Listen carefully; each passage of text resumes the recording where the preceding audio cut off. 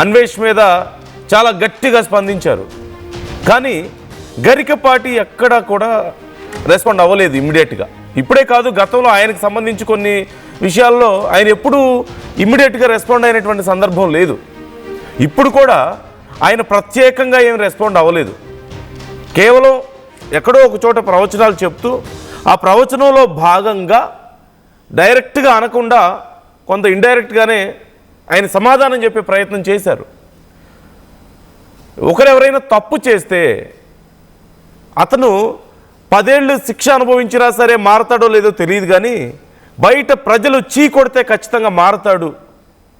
ప్రజలు అలా నేర్చుకోవాలి, చీ కొట్టడం నేర్చుకోవాలి. తప్పు చేసిన వాడికి నువ్వు తప్పు చేసావని చెప్పడం నేర్చుకోవాలి. అలాగే ఆయన విషయం కూడా మాట్లాడుతూ నేను ఖచ్చితంగా అలా రెస్పాండ్ అవుతాను, కానీ నాకు అవసరం రాలేదు. నా అభిమానులు కానీ చాలా గట్టిగా రెస్పాండ్ అయ్యారు. నా అభిమానుల్లో ఖచ్చితంగా ఆ ధైర్యం ఉంది ఎప్పుడు. ఆ విషయంలో మాత్రం నేను చాలా సంతోషంగా ఫీల్ అవుతున్నానని చెప్పేసి ఆయన మాట్లాడారు. అన్వేష్ మీద గరికపాటి అభిమానులు ఖచ్చితంగా ఏ స్థాయిలో మాట్లాడారో, ఏ స్థాయిలో అతని మీద రియాక్ట్ అయ్యారో మనం చూస్తూనే ఉన్నాం. అన్వేష్ ఇండియాకి వస్తే నీ సంగతి చెప్తా ఉంటే ఇప్పటికే చాలాసార్లు వార్నింగ్లు ఇచ్చారు, కంప్లైంట్స్ ఇచ్చారు. అయితే గరికపాటి కూడా మొత్తం మీద ఈ విషయం మీద రెస్పాండ్ అయ్యారు. గరికపాటి సహజంగా సైలెంట్గా ఊరుకునే వ్యక్తిత్వం ఏం కాదు ఆయనది. ఖచ్చితంగా ఆయనే చెప్తూ ఉంటారు, ఊరుకోవాల్సిన అవసరం లేదు. ఏదైనా సమస్య వస్తే, ఎవరైనా మనకి నష్టం చేస్తే తిరిగి మనం అతనికి గట్టిగా సమాధానం బుద్ధి చెప్పగలిగి ఉండాలని చెప్పి అంటుంటారు. కానీ ఈ విషయంలో మాత్రం నేను రెస్పాండ్ అవ్వాల్సిన అవసరం దాకా రాలేదు, నా అభిమానులు నా ఫాలోవర్సే చాలా గట్టిగా రెస్పాండ్ అయ్యారని చెప్పేసి ఆయన మాట్లాడారు.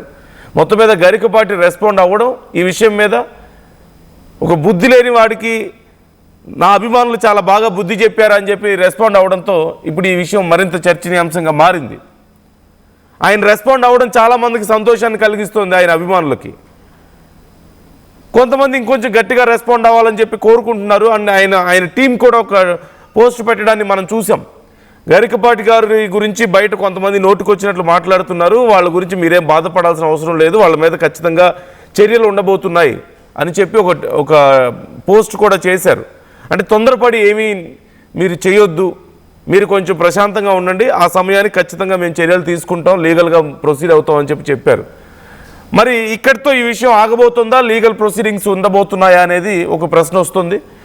లీగల్గా కూడా ప్రొసీడింగ్స్ ఉండాలి అని చాలామంది కోరుకుంటున్నారు. అది ఇంతకుముందు మనం చెప్పుకున్న పోస్ట్. గత కొన్ని రోజులుగా జరుగుతున్న వివాదానికి గురువుగారు ఎప్పుడో చెప్పిన మాటలు జోడించి వక్రీకరించి వివిధ యూట్యూబ్ ఛానళ్ళు లేనిపోని సమస్యలు సృష్టించే ప్రయత్నం చేస్తున్నాయి. ఈ మధ్యకాలంలో వ్యూస్ కోసం గురువుగారి మాటలు, ఫోటోలు ఇష్టానుసారంగా వాడుకోవడం పరిపాటి అయిపోయింది. ఇవి పూర్తిగా అర్ధరహితం, కవ్వింపు చర్యలు. గురువుగారి పట్ల అనుచిత వ్యాఖ్యలు చేసిన వ్యక్తులపై, ఛానళ్లపై చట్టపరమైన చర్యలు తీసుకోవడం ఖాయం. ఇంతకు ముందు కూడా ఎన్నోసార్లు ఛానళ్ళు, వ్యక్తులపై చర్యలు తీసుకున్నాం. కావున అభిమానులు ఏ సమాచారాన్నైనా 1-2 సార్లు సరి చూసుకోవడం మంచిది. గురువుగారి అధికారిక మాధ్యమాల్లో మాత్రమే వారి ప్రసంగాలు, వ్యాఖ్యలు వెలువడతాయి. మిగతా వాటితో వారికి ఎటువంటి సంబంధం లేదు. అభిమానులు ఇటువంటి సందర్భాల్లో ఎటువంటి ఆందోళన చెందరాదని తెలియజేస్తున్నాం. ఖచ్చితంగా దీనికి సంబంధించి చర్యలు అయితే ఉండబోతున్నాయి అంటూ వారు వ్యాఖ్యలు చేయడాన్ని ఒక పోస్ట్ చేయడాన్ని మనం చూసాం. మరి ఇప్పుడు లీగల్గా ఏమైనా ప్రొసీడింగ్స్ ఉండబోతున్నాయనే ప్రశ్న. మొత్తం మీద గరికపాటి గారు రెస్పాండ్ అవ్వడం అనేది చాలా మంచి విషయం అని చెప్పేసి ఆయన అభిమానులు కానీ చాలామంది రియాక్ట్ అవుతున్నారు. ఎందుకంటే ఆయన గురించి అంత దారుణంగా మాట్లాడినప్పుడు ఆయనే రెస్పాండ్ అవ్వాలి అని చెప్పి చాలామంది కోరుకున్నారు. ఆయన రెస్పాండ్ అయితే బాగుంటుందని ఎక్స్పెక్ట్ చేశారు. ఆయన అభిమానులు చాలా బాధపడ్డారు. ఇప్పుడు ఆయన రెస్పాండ్ అయ్యారు. ఒక పనికిమాలిన పని చేస్తే చీ కొట్టడం తెలియాలి, ముఖం మీద చీ కొట్టాలి. 10 ఏళ్ళు శిక్ష అనుభవించిన అతను మారతాడో లేదో తెలియదు, కానీ 10 మంది చీ కొడితే ఖచ్చితంగా మారతాడు అతని ముఖం మీద అంటూ ఆయన మాట్లాడారు. ఇప్పుడు అన్వేష్ విషయంలో అదే జరుగుతోంది.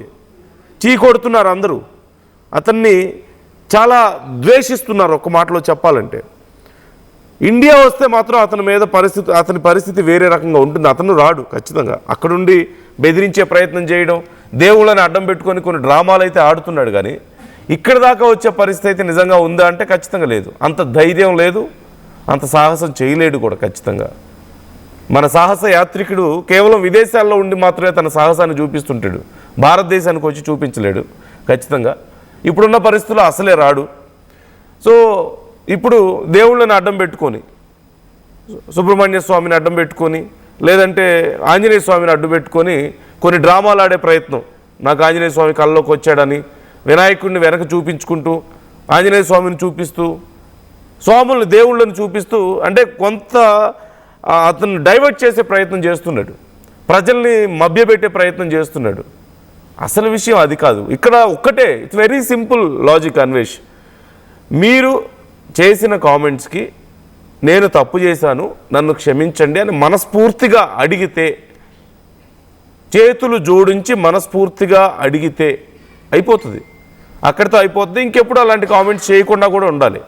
అలా కాకుండా ఓకే నేను సారీ చెప్తున్నాను, నా సారీ యాక్సెప్ట్ చేయకపోతే మీరందరూ నాశనం అయిపోతారు.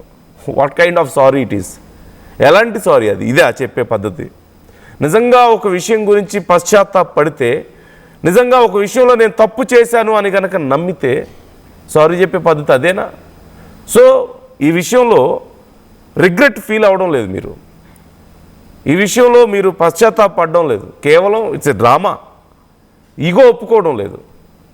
ఇంతమంది ఫాలోవర్స్ ఉన్నారు, నాకు 2.8 మిలియన్ ఫాలోవర్స్ ఉన్నారు, నేనేంటి వెనక్కి రావడం ఏంటి? నేనేంటి తల ఉంచాలా వీళ్ళకి? నేను నాకు లెక్క అంటున్నారు కదా, నేను ఫాలోవర్స్ని ఎప్పుడు